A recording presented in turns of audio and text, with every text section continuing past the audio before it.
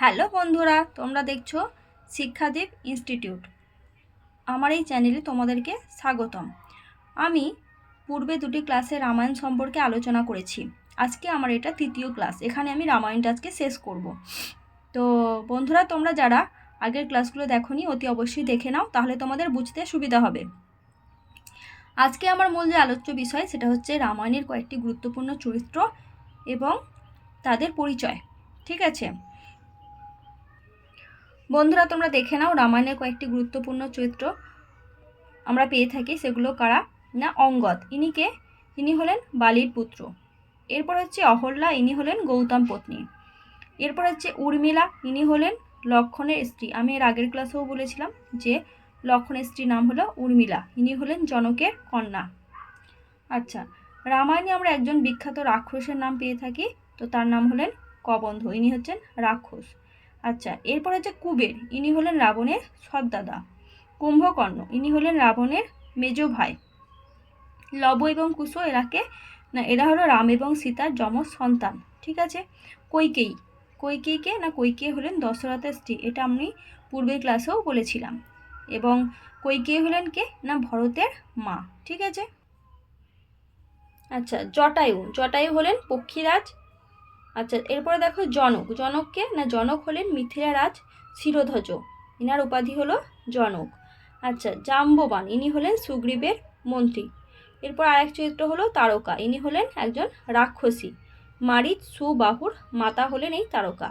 এরপরে যে তারাকে না, তারা হলো বালির স্ত্রীর নাম হলো তারা। খরদূষণ হচ্ছে রাবণের সৎ ভাই।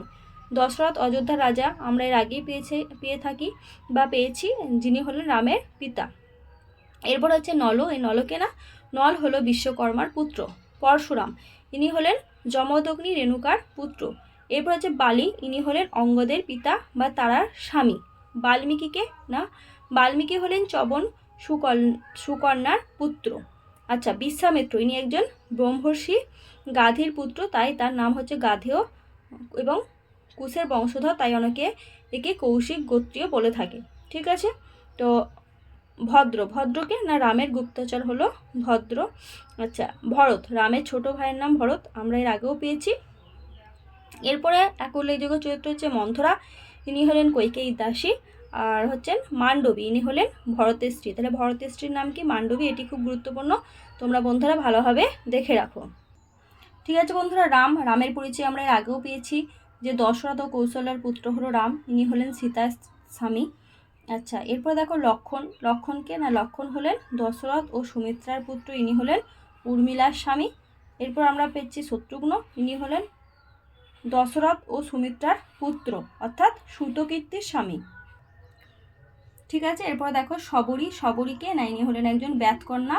শবরীর অপর নাম হলো মালিনী, এটি খুবই গুরুত্বপূর্ণ, বন্ধুরা তোমরা ভালোভাবে দেখে রাখো। আচ্ছা বন্ধুরা, তোমরা এবার দেখো যে শান্তা হলো দশরথের কন্যা। আচ্ছা, এরপর হচ্ছে শূর্পণখা হচ্ছে রাবণের ভগিনী। শ্রুতকীর্তি হলো শত্রুঘ্নের স্ত্রী। সুমন্ত্র হলো দশরথের মন্ত্রী অর্থাৎ সারথী। সীতাকে এর পরিচয় আমরা আগেও পেয়েছি, সীতা হলো রামের স্ত্রী। আচ্ছা, সুমিত্রাকে না, দশরথের মধ্যমা স্ত্রী হলো সুমিত্রা। আচ্ছা, হনুমান হলো কেশরী, তাহলে এখানে যে আমরা হনুমানের পরিচয় পেয়ে থাকি তার নামকে বা তিনি হলেন কেশরী। আচ্ছা, এরপরে দেখো বিভীষণ, রাবণের কনিষ্ঠ সহোদর হলো বিভীষণ। কৌশল্যা হলো দশরথের স্ত্রী অর্থাৎ রামের মা। এরপরে দেখো বশিষ্ঠ হলো দশরথ ও রামের কুলগুরু বশিষ্ঠ। এটা খুবই গুরুত্বপূর্ণ যে রামের কুলগুরুর নাম হচ্ছে বশিষ্ঠ। আর কৈকেয়ী হলো রাবণের মা। আমি যে কটি চরিত্রের নাম বললাম এগুলি খুবই গুরুত্বপূর্ণ, এগুলো যেগুলো হাইলাইট করা আছে এগুলো আরও গুরুত্বপূর্ণ, তোমরা এগুলো খুব ভালোভাবে দেখে যাবে। তোমরা চাইলে এর থেকে বেশি চরিত্র ভালোভাবে দেখে যেতে পারো, তবে আমার মনে হয় এই কটি খুবই গুরুত্বপূর্ণ, এগুলো মনে রাখলেই হবে। এরপরে বন্ধুরা তোমরা দেখে নাও যে বহির্ভারতে প্রচলিত দেশের এবং রামায়ণের নাম, মানে বহির্ভারতে আমাদের ভারতের বাইরে যে সমস্ত দেশে রামায়ণ প্রচলিত রয়েছে সেই সমস্ত দেশের নাম এবং সেই দেশে প্রচলিত রামায়ণের নাম। তো এখানে আমি অনেক কটি দেশের এবং তাদের দেশে প্রচলিত রামায়ণের নাম উল্লেখ করে দিয়েছি। তোমরা কেবলমাত্র আমি যেগুলো হাইলাইট করে রেখেছি এগুলো একটু ভালোভাবে দেখে নেবে, তাহলেই আপাতত চলবে। তো তোমরা আবার দেখে নাও এখানের মধ্যে সবথেকে গুরুত্বপূর্ণ কোনগুলো। নেপালের ভানুভক্তের নেপালি রামায়ণ, তিব্বতে প্রচলিত তিব্বতী রামায়ণ, মালয়েশিয়ায় প্রচলিত হিকাকত শ্রীরাম রামায়ণ এবং মায়ানমারে প্রচলিত ইয়তুকি রামায়ণ। এগুলো খুবই গুরুত্বপূর্ণ, তোমরা চাইলে সবগুলি ভালোভাবে দেখে যেতে পারো। এরপরে বন্ধুরা তোমরা দেখো যে রামায়ণ অবলম্বনে রচিত কাব্যগুলির নাম আমি একটি সুন্দরভাবে ছকের সাহায্যে তোমাদের সামনে তুলে ধরলাম। যে রামায়ণ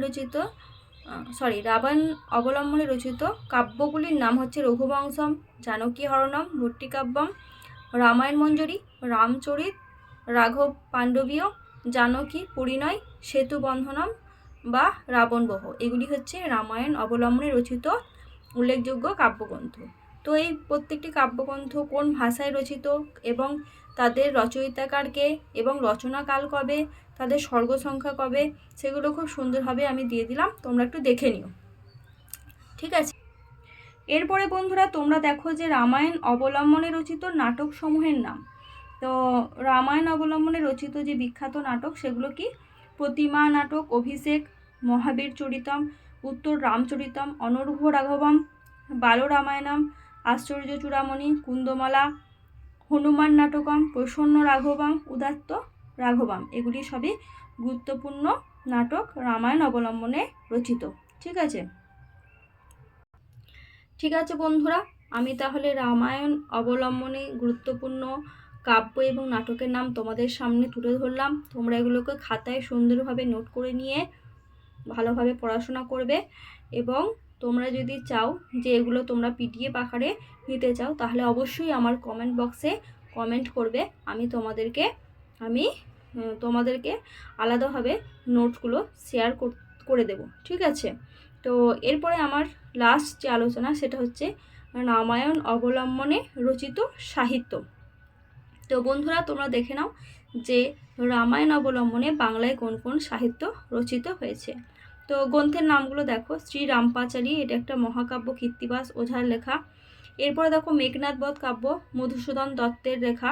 এরপর হচ্ছে সীতার বনবাস, বিদ্যাসাগরের রচনা। কালো মৃগয়া, এটা রবীন্দ্রনাথ ঠাকুরের রচনা, এটা একটা নাটক। আচ্ছা, এরপরে হচ্ছে বাল্মীকি প্রতিভা, এটাও রবীন্দ্রনাথ ঠাকুরের রচনা, এটা হচ্ছে নাটক। আচ্ছা, এরপর হচ্ছে পাষাণী নাটক, এটা সবাই নাম শুনে থাকবে, দ্বিজেন্দ্রলাল রায়ের রচনা, এটা খুবই গুরুত্বপূর্ণ। আচ্ছা, আরেকটি দেখো সীতাহরণ নাটক, এটা গিরিশচন্দ্র ঘোষের রচনা, এটাও খুবই ইম্পর্টেন্ট। তো বন্ধুরা আমি রামায়ণ সম্পর্কে তোমাদেরকে বিভিন্ন তথ্য দিলাম, তোমরা এগুলো একটু ভালোভাবে নিজেদের খাতায় লিখে নিয়ে ভালোভাবে পড়বে।